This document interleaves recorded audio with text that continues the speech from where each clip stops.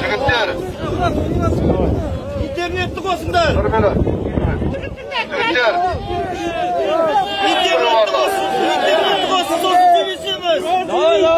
Интернетті қосын, рахмет деп бана. 1 минут.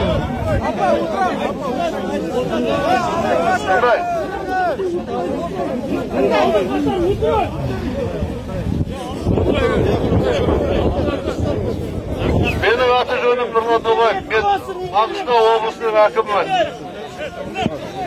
Маған дейінгі осы жерге менің әріптестерім, қаланың әкімі, жауапты қызметкерлер келіп сіздерді қойған талаптарыңыз жөнінде бірталай сұхбат құрып араласты. Міне енді осы мәселе шыққаннан бері оған дейін де қабылдаған шешімдерімізді сіздерге жеткізейін деп алдарыңызға келіп тұрмын. Қанша қарсы естіп жатырсыздар? Көрінбейсің маған. Президенттің тапсырмасына сәйкес үкіметтің құрылған комиссиясының аясында шешіледі деген хабарды алып жатырсыздар. Міне солардың артынан мен келіп отырмын орталарыңызға.